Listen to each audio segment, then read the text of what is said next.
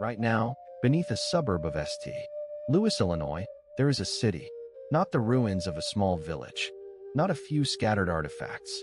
A city that at its peak held 20,000 people inside its walls and another 100,000 in the surrounding region. A city with a pyramid larger than the Great Pyramid of Giza by volume. A city with a Stonehenge built from wood. A city that traded goods from the Gulf of Mexico to the Great Lakes. A city that existed centuries before Columbus. A city that almost nobody has ever heard of. What happened to Cahokia? The chronicler described the city at its peak. Cahokia is the largest pre-Columbian city north of Mexico. Its central mound rises 100 feet above the plain. Its base covers 14 acres. More earth was moved to build it than was moved to build the Great Pyramid of Giza. The people who built it had no metal tools. No wheels. No draft animals. They moved every basket of earth by hand. Monk's Mound is the largest earthwork in the Americas. It rises in 3 broad terraces to a height of 30 meters. On its summit stood a massive wooden building 50 meters long. From the top on a clear day, you could see for miles in every direction.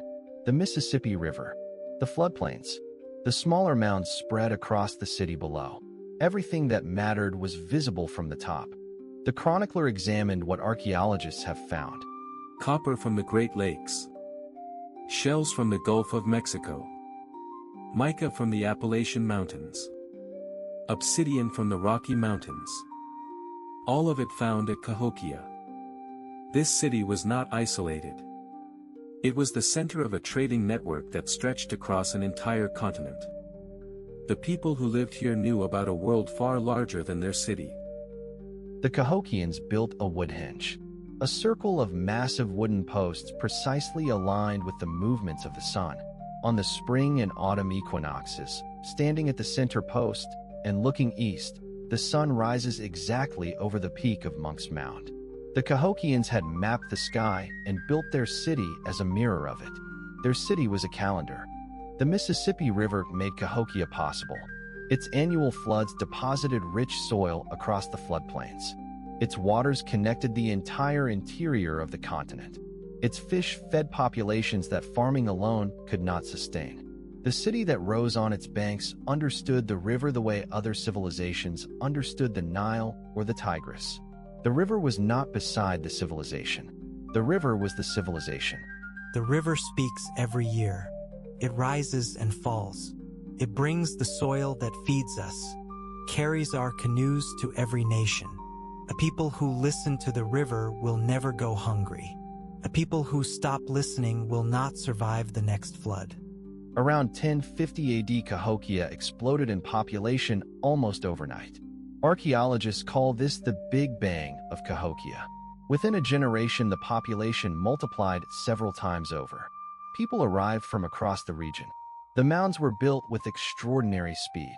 Something happened at Cahokia around 1050 that drew people from hundreds of miles away. Archaeologists debate what it was. Nobody knows for certain. Today, Cahokia Mounds is a UNESCO World Heritage Site in the suburbs of St. Louis. Interstate 55 cuts through the ancient city. A casino sits near the ancient plazas. Most Americans who drive past it every day have no idea what they are driving past. The largest city in pre-Columbian North America is a state park that most Americans have never heard of. The question is not just what happened to Cahokia. The question is why nobody told you it existed. To understand Cahokia, you have to understand what came before it. For thousands of years, the people of eastern North America lived in small villages and seasonal camps. They hunted, they fished, they gathered wild plants, they grew some crops, they built burial mounds, they traded with their neighbors. They were not primitive. They were adapted to a landscape of extraordinary abundance. Then something changed. The chronicler described the transformation. Around 800 AD, a new variety of corn arrives in the Mississippi Valley. It grows faster. It produces more. It can be stored through winter. For the first time, farming can feed more people than hunting and gathering. Villages grow. Then towns. Then something that has never existed north of Mexico before. A city. The mound building tradition that Cahokia would perfect had been developing for thousands of years across eastern North America. The earlier Hopewell culture had built remarkable earthworks, the Adena people before them. Each generation added to a tradition of transforming the landscape into a reflection of their cosmology. The earth itself was the medium. The mounds were the message. Cahokia sat at the confluence of the Missouri, Mississippi, and Illinois rivers. It was the most perfectly positioned location in the interior of North America. Every major waterway of the continent either touched this location or was reachable from it. A city here could trade with everyone. A city here could know about everything. A city here could grow beyond any limit that geography imposed. We did not choose this place. This place chose us. The rivers meet here. The sky watches here. The soil gives here. When the land itself says build here, a wise people build. The chronicler described the Cahokian worldview. The Mississippian world is divided into 3 layers. The upper world of the sky and sun. The middle world of living people. The lower world of water and the dead. The mounds connect these worlds. The chief on the summit of the great mound stands between heaven and earth. He is not merely a ruler. He is the axis around which the cosmos turns. The corn that fed Cahokia was grown on the floodplains of the Mississippi and its tributaries. The annual floods fertilized the fields without any effort from the farmers. Yields were extraordinary by pre-modern standards. The food surplus that resulted was what made the city possible. Without the corn, there was no city. Without the floods, there was no corn. The civilization balanced on the reliability of a river. Urban life at Cahokia created specialization that smaller settlements could not support. Copper workers who did nothing but work copper. Potters who produced pottery for trade across the region.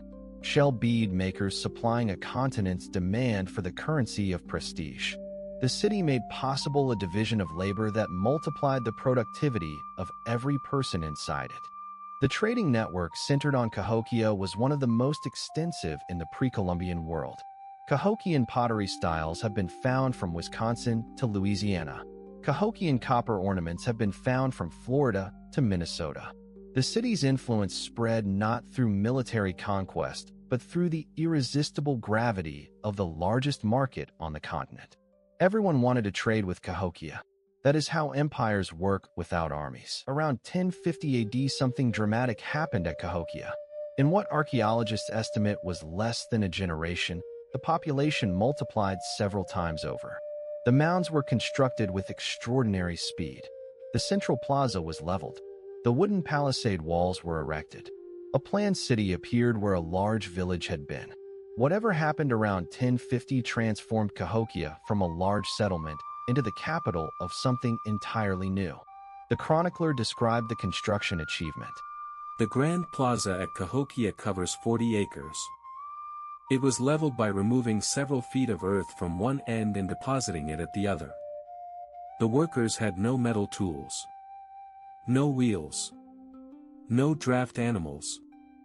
They moved earth in woven baskets carried on human backs. The precision of the leveling suggests organized surveying. Someone planned this. Someone had authority over thousands of workers. Someone had a vision of what this city would be. The central precinct of Cahokia was surrounded by a massive wooden palisade wall.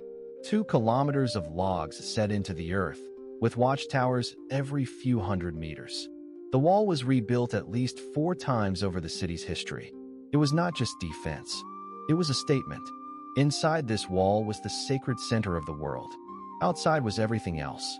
Beneath one of Cahokia's smaller mounds, archaeologists found something that changed how the world understood this civilization. Mound 72 contained the burial of a high-status individual laid on a bed of 20,000 shell beads arranged in the shape of a falcon. Around him were the remains of hundreds of people who had been sacrificed. Young women, young men, all killed and buried to accompany the great chief into the next world. The chief does not die alone. He carries with him those whose service continues in the world below. This is not cruelty. This is continuity. The world below mirrors the world above. The chief must arrive in the next world with the power to rule it. We send him with what he needs. The chronicler described the ritual life of the city. The great feasts brought people from hundreds of miles away. Tens of thousands gathered in the Grand Plaza. The priests performed ceremonies that connected the living to the sky above and the dead below. The chief appeared at the summit of the great mound as a living god. For 3 days the city became the center of the universe. Then the people went home carrying what they had seen with them. Cahokia was not an egalitarian society. The archaeological evidence is clear. The people who lived near the great mounds ate better, had finer goods, and were buried with greater ceremony than those who lived on the city's margins. The chief and his family occupied the summit of the world in every sense. The people who carried the baskets of earth lived in the shadow of what they had built. Cahokia's influence radiated outward like ripples in water. Mississippian culture spread across the southeast and Midwest. Smaller mound centers appeared that clearly looked to Cahokia as their model. The same ceramic styles, the same mound architecture, the same cosmological symbols. Cahokia was not just a city, it was an idea, and the idea spread far beyond the city's walls. At its peak around 1100 AD, Cahokia was home to an estimated 20,000 people within the city and perhaps 100,000 in the surrounding region. London at the same time had roughly the same population. Paris was smaller. No city north of Mexico would be as large as Cahokia for another 7 centuries. It was a genuine metropolis in the middle of the North American continent. Nobody fully understands how Cahokia's economy worked because Cahokia left no written records. Archaeology provides clues. The food appears to have been grown collectively and distributed by the elite. The prestige goods that came from distant places appear to have been controlled by the chief. Power in Cahokia was not just military or religious. It was the power to control what people ate and what they wore. The chronicler described Cahokia's most important social institution. Chunky is not merely a game. It is the way Cahokia speaks to the world. The chief plays Chunky. Visitors play Chunky. Alliances are sealed over Chunky. Disputes are settled over Chunky. The polished stone disc used in the game is a sacred object. To play with the chief's Chunky stone is to be touched by his power. The game connects every person who plays it to the center of the universe. Cahokian ceramics were among the finest produced in pre-Columbian North America. The distinctive red and white geometric designs. The effigy vessels shaped like human figures, animals, and plants. The craftsmanship required years of training. These objects were not just functional. They were art that carried cosmological meaning. They have been found across the continent, traded as objects of prestige and power. The agricultural cycle organized Cahokian life. The planting ceremonies in spring. The green corn festival at midsummer. The harvest celebrations in fall. The winter solstice observations at Woodhenge. Each seasonal event brought the community together in rituals that reinforced the connection between the cosmic order and the human order. When the rituals worked, the crops grew. When the crops grew, the chief's power was confirmed. My people do not follow me because I command them. They follow me because the corn grows when I perform the ceremonies correctly. When the corn stops growing, they will stop following. A chief whose ceremonies fail is a chief who has lost the mandate of the sky. I know this. Every chief knows this. It is what makes us work. The chronicler described the religious authority structure. The chief is also the high priest. There is no separation between political and religious authority in Cahokia. He is the intermediary between the human world and the sky world. His regalia, the copper falcon headdress, the shell beads, the painted robes, are not symbols of status. They are tools of cosmological function. When he wears them, he is not a man dressed as a chief. He is the axis of the universe performing its necessary rotation. Cahokia maintained political relationships with communities across a vast territory. Envoys came and went carrying gifts and messages. Alliance ceremonies sealed relationships between chiefs. The smaller Mississippian towns that looked to Cahokia did so not because of military conquest, but because of the prestige of association. To be aligned with Cahokia was to be aligned with the center of the world. That was worth more than any army. Cahokia was not paradise. Isotopic analysis of skeletal remains tells a troubling story. The people who lived in the city were shorter and had more health problems than people who lived in the surrounding countryside. Urban density brought disease. Flooding periodically inundated lower parts of the city. The agricultural land closest to the city was exhausted by constant planting.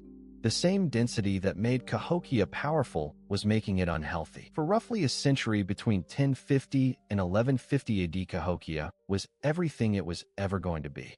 The mounds were complete. The trade networks were functioning. The ceremonies were being performed. The population was at its height. A traveler who arrived at Cahokia in 1100 AD would have found a city more organized, more populous, and more architecturally impressive than almost anything in the contemporary world outside of China or the Islamic Caliphate. The chronicler described what the trees recorded. Tree ring evidence from the region shows that drought struck in the late 1100s. Then floods. Then drought again. The Mississippi River that had made Cahokia possible began to behave unpredictably. The crops that depended on reliable flooding and reliable rainfall began to fail. The city that had never known hunger began to know it. The ceremonies that guaranteed the harvest stopped working. Around 1200 AD, the Great Palisade Wall was rebuilt for the fourth time. Each rebuilding was larger and more elaborate than the last. Archaeologists interpret this as evidence of growing social tension, internal conflict, perhaps external threat. A city that needs stronger walls is a city that no longer trusts itself or its neighbors. The wall that had declared Cahokia sacred was becoming a wall that kept people out. The population began to decline, not all at once, not dramatically, slowly. Families left and did not return. Neighborhoods on the city's periphery were abandoned. The ceramic evidence shows the distinctive Cahokia style beginning to disappear from distant trade networks. The city was losing its gravitational pull. The idea that had drawn people from hundreds of miles away was losing its force. A chief cannot order people to believe. He can order them to stay. He can feed them from the granaries. He can perform every ceremony perfectly. But when the corn fails too many years in a row and the ceremonies do not fix it, the belief begins to die. When the belief dies, the chief is just a man standing on a mound. And people do not follow a man on a mound. They walk away. The chronicler described what the bones revealed. The skeletal evidence from Cahokia's later period tells a story of stress. More evidence of violence. More evidence of nutritional deficiency among the lower classes. The inequality that had always existed in the city appears to have become more extreme as resources declined. When an unequal society faces scarcity, the inequality does not disappear. It intensifies. The people at the bottom feel it first. They are also the first to leave. The city had consumed its own environment. Cahokia needed enormous quantities of wood. For the palisade walls. For the buildings. For fuel. For the construction of mounds. Archaeologists estimate that the construction of the palisade alone required 20,000 logs. The forests around the city had been stripped. Without tree cover, the soil eroded. The floods that had fertilized the fields now brought silt and damage instead. The political network that Cahokia had built began to dissolve. The smaller towns that had looked to Cahokia as the center of the world began to look elsewhere, or nowhere. The prestige that had held the network together depended on Cahokia's continued vitality. As the city weakened, the prestige weakened. As the prestige weakened, the network dissolved. An empire held together by an idea falls apart when the idea stops being convincing. Between approximately 1300 and 1350 AD, Cahokia was abandoned. Not conquered. Not burned, not destroyed by plague or flood or earthquake. Abandoned. The people left. They walked away from the greatest city north of Mexico, and they did not come back. They left the mounds standing. They left the wood hinge posts in the ground. They left pottery and tools and evidence of their lives. They left everything except themselves. The chronicler described the silence that followed. There was no army that drove them out. No plague that killed them. No flood that washed away their homes. The archaeology simply shows occupation and then absence. One generation is there. The next generation is not. The mounds stand empty. The plazas are silent. The greatest city in pre-Columbian North America is vacant. The Mississippi River continues to flow. It does not notice. Why did they leave? Historians and archaeologists have debated this for generations.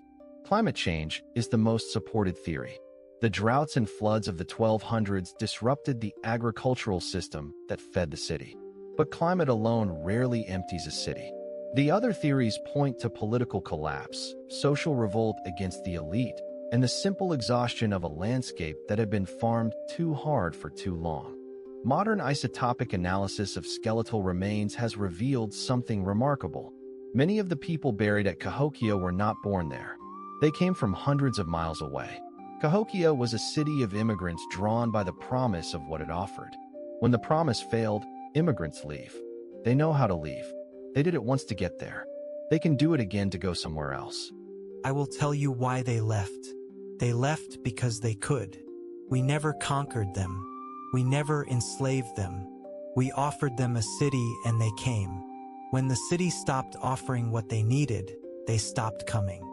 And the ones already here remembered that there were other places. The greatest weakness of a city built on choice is that the choice can always be unmade. The people of Cahokia did not disappear. They dispersed. They joined other communities. They carried Mississippian culture with them. The Natchez people of the lower Mississippi maintained a social structure and ceremonial tradition that scholars believe preserved elements of Cahokian civilization. When European explorers encountered the Natchez in the 1600s, they found a society with a god-king living atop a mound. It was Cahokia in miniature, still going 300 years after the great city had been abandoned. The chronicler described what the land did next. The prairie grass grew back over the plazas. The trees took root in the mounds. The Mississippi River flooded and retreated as it had always done. Within 2 centuries of the abandonment, the city had become a landscape. The mounds looked like natural hills. The wood hinge posts rotted into the earth. Only the shapes remained. Shapes that people who came later would not recognize as human work for centuries.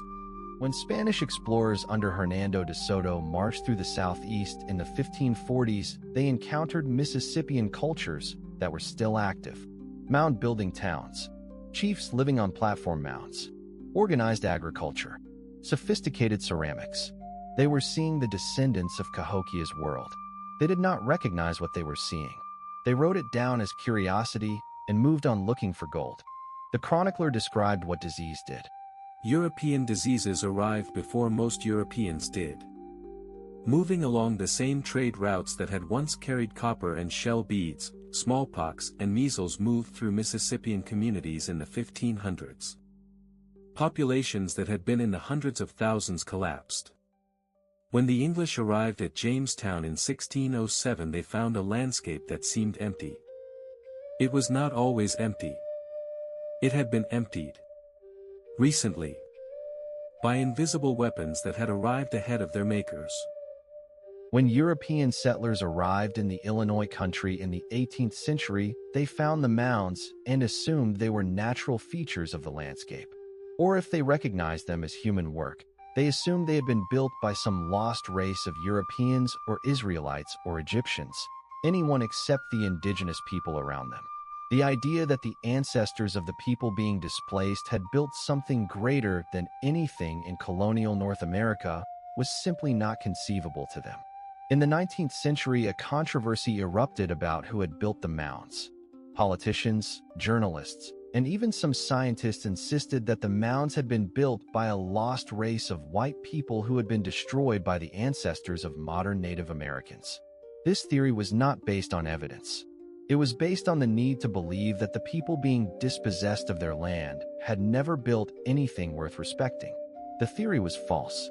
It was believed anyway. They could not take our land while believing we had built something great on it. So they decided we had not built it. They invented builders who never existed so they could take what the real builders left behind. This is not stupidity. This is a choice to unsee what is inconvenient. The chronicler recorded what was lost. Of the original 120 mounds at Cahokia, fewer than 80 survive. The rest were plowed under for farmland, used as fill for roads, destroyed for commercial development. A highway was built through the site. A casino was built near the sacred center. The largest archaeological site in North America north of Mexico was treated as an inconvenience to be worked around. Some of it is gone forever. In the 20th century, archaeologists began the systematic study of Cahokia that has transformed our understanding of pre-Columbian North America. Warren Moorhead, James Anderson, Timothy Pocketat. Each generation of researchers has revealed more of what Cahokia was. The picture that has emerged is of a civilization more sophisticated, more urban, and more influential than anyone outside the archaeology community had imagined. The problem is that most people outside the archaeology community still have not heard. The scientific consensus points to climate change as the primary driver of Cahokia's decline. The medieval warm period that had blessed the Mississippi Valley with reliable rainfall and predictable floods gave way to a cooler, more erratic climate around 1150 AD. The crops that the civilization depended on became unreliable. An urban population of 20,000 cannot survive on unreliable crops. The city began to starve slowly before it began to empty. The chronicler named the environmental causes. The archaeology shows catastrophic flooding in the late 1100s. Entire neighborhoods inundated. Storage pits filled with river silt. Buildings destroyed and not rebuilt. The river that had been the city's greatest asset became its greatest threat. The same floods that had fertilized the fields now destroyed them. The city had been built on the assumption that the river would behave predictably. Rivers do not make promises. The political system that had organized Cahokia was fragile in a specific way. It concentrated all authority in a single chief whose legitimacy rested on his ability to maintain the cosmic order. When the climate disrupted the agricultural cycle, the chief's ceremonies stopped working. When the ceremonies stopped working, the chief's authority collapsed. The system had no mechanism for failure. It either worked or it did not. When it stopped working, there was nothing to replace it. The chronicler described the internal conflict evidence. Some archaeologists see evidence of social revolt in the later layers. Elite buildings burned. Ritual objects defaced. The palisade wall rebuilt not to keep outsiders in but to keep the common population away from the elite center. An elite that needs to wall itself off from its own people is an elite that has lost its mandate. The wall that was built to define the sacred center became a wall that defined the frightened center. The land itself was exhausted. Chemical analysis of soils near Cahokia shows the signs of intensive agriculture maintained too long without adequate rest. The phosphorus that plants need had been depleted. The organic matter that holds water and nutrients had been consumed. The land that had fed 100,000 people was becoming less productive every decade. A city that cannot feed itself cannot remain a city. No single cause killed Cahokia. Climate stress reduced food production. Deforestation increased flooding and erosion. Soil exhaustion reduced agricultural productivity. Political authority that depended on agricultural success collapsed when agriculture failed. Social inequality that had been tolerable in good times became intolerable in hard times. Each cause made the others worse. Together, they overwhelmed a system that had worked brilliantly for a century and was not designed to fail gracefully. We built a city that required everything to work. The river, the soil, the rain, the ceremonies, the chief's authority, the people's belief. Remove any one of these and the city weakens. Remove enough of them and the city dies. We did not plan for failure because we could not imagine it. That is the mistake every great civilization makes. They build for success. They do not build for the day success ends. Cahokia did not disappear without a trace. Its cultural traditions survived in the Mississippian societies of the Southeast. The Cherokee, the Choctaw, the Chickasaw, the Creek, all carried elements of Mississippian culture that traced back to Cahokia and its predecessors. The green corn ceremony, the chunky game, the cosmological worldview of three connected worlds. The traditions of the city lived on in the nations that outlasted it. The chronicler described the agricultural legacy. The Three Sisters' agriculture, corn, beans, and squash grown together, was perfected in the Mississippian world. The beans fix nitrogen that the corn depletes. The squash shades the ground and keeps moisture in. The three plants together produce more nutrition than any of them alone. This system fed Cahokia. It fed the nations that came after. It still works. Modern permaculture designers study it. The people who developed it are rarely credited. Today, indigenous scholars are reclaiming Cahokia's history. Researchers from communities that trace their heritage to Mississippian cultures are working at the site and bringing oral traditions to bear on the archaeological evidence. The story that had been told entirely by outsiders is being retold by the descendants of the people who built the city. The history is changing as a result. It is becoming more complete. Urban planners and sustainability researchers study Cahokia as a case study in the limits of urban growth. The city grew beyond its environmental carrying capacity. It consumed its own resource base. It concentrated power in ways that became brittle under stress. These are not ancient problems. They are contemporary ones. A city that collapsed 800 years ago because it outgrew its environmental support system has obvious lessons for cities that are doing the same thing today. We built the largest city north of Mexico. We fed 100,000 people from the Mississippi floodplain. We mapped the sky and built our city as its mirror. We traded across a continent. We did all of this without writing a single word that survived. Every civilization that came after us learned from us without knowing they were learning. The lessons are in the land. They are still there. The chronicler described the belated recognition. UNESCO designated Cahokia a World Heritage Site in 1982. The largest pre-Columbian city north of Mexico finally received the recognition it deserved. But it took until 1982. Machu Picchu was recognized in 1983. Angkor in 1992. The great indigenous cities of the Americas waited much longer for recognition than the great cities of the Old World. The delay says more about the recognizers than about the cities. Monk's Mound is still there. It has been there for 1,000 years. It is bigger than the Great Pyramid of Giza by volume. It was built by people carrying earth in baskets. It was built without metal tools, without wheels, without draft animals. It was built by a civilization that most Americans have never heard of. It sits in a suburb of St. Louis. You can drive past it on the interstate. Most people do. The chronicler held a chunky stone. This stone was polished by hands that have been dust for 8 centuries. Someone carried it from a riverbed.